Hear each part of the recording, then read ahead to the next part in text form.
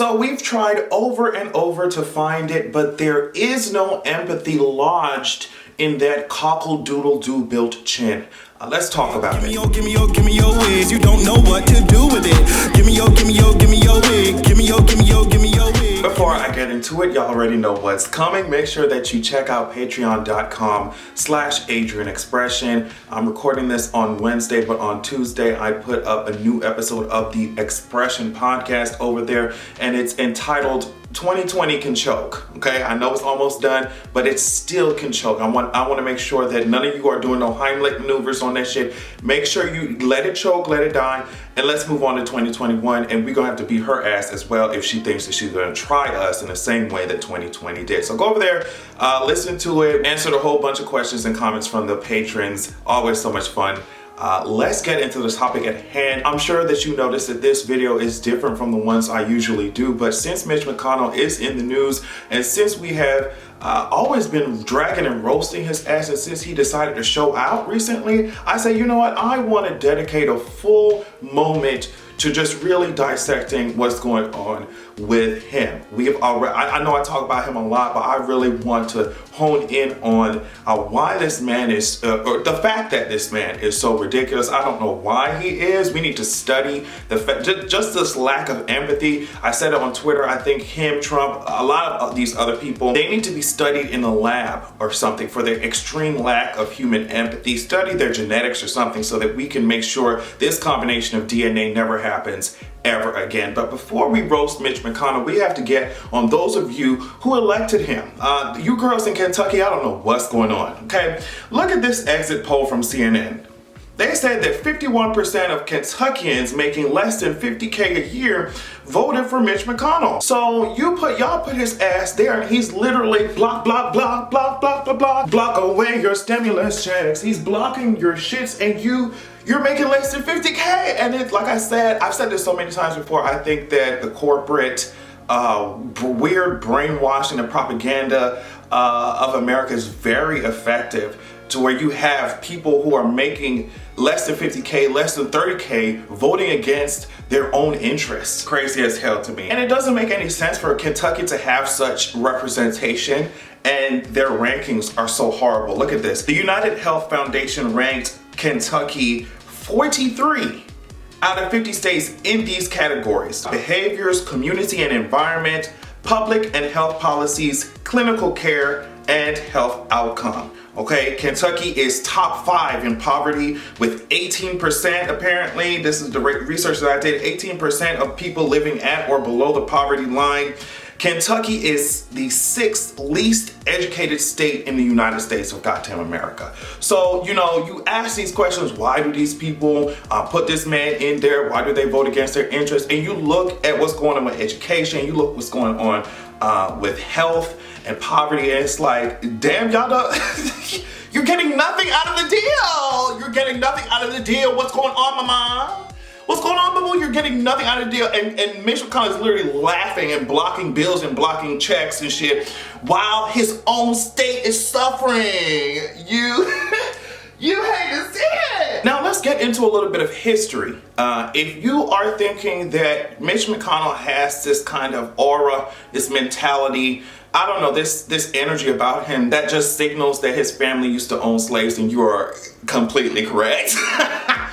NBC says this: two of Mitch McConnell's great-great-grandfathers were slave owners. U.S. Census records show the two great-great-grandfathers, James McConnell and Richard Daley, owned a total of at least 14 slaves in Limestone County, Alabama. All but 2 of those slaves were female, according to the county slave schedules in 1850 and 1860 censuses. So, like I said, that aura, that energy, that bigoted ass, racist ass energy that you're getting from him is literally generational.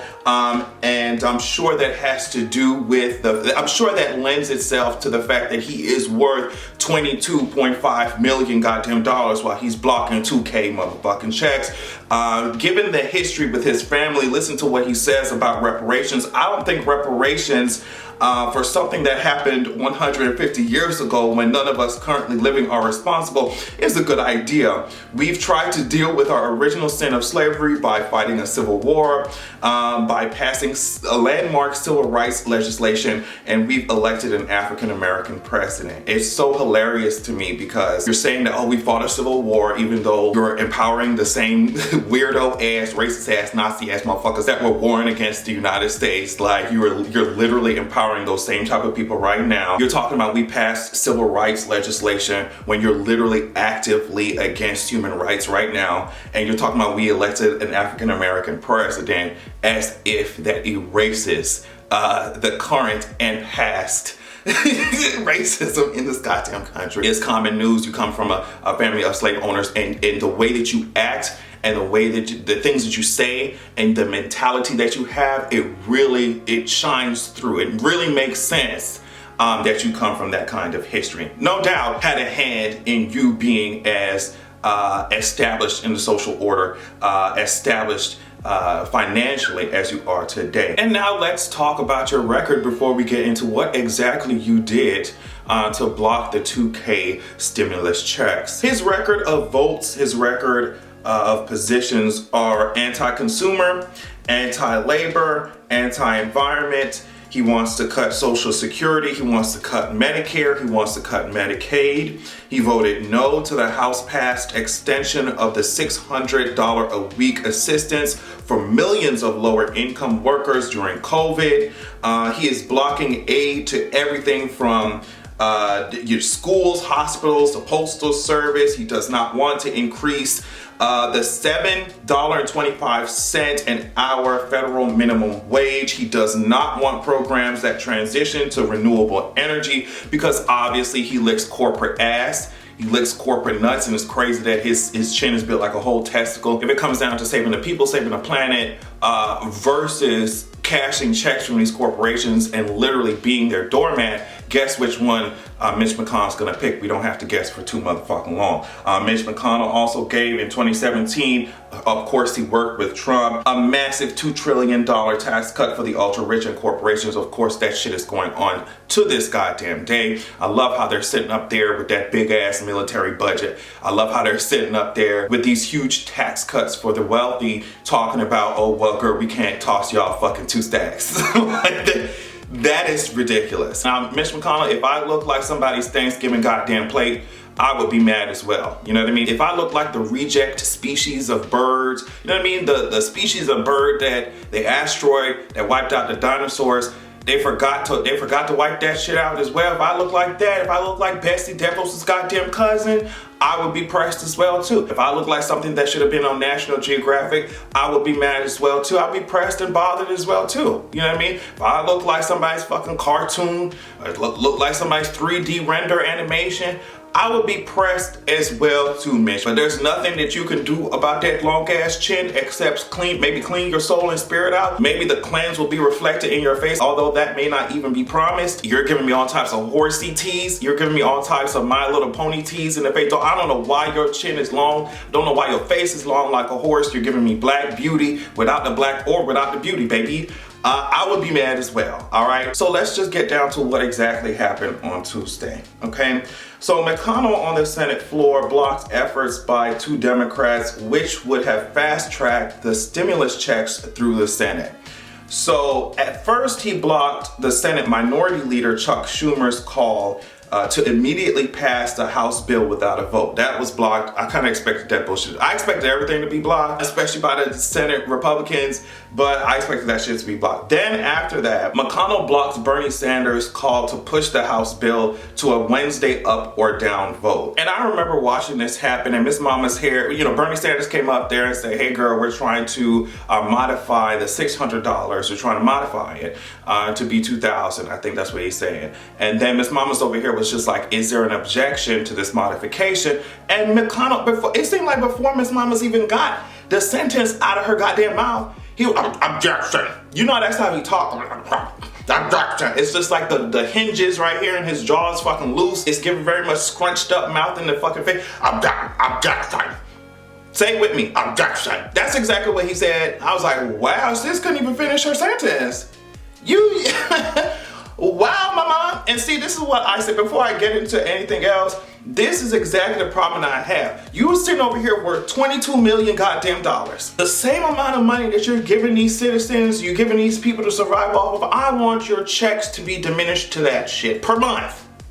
And I want to see you whole survive. A lot of you rich ass bitches spend $600 in one sit down. And there also is this argument that, oh, people are so disconnected. They have so much money. They're so disconnected.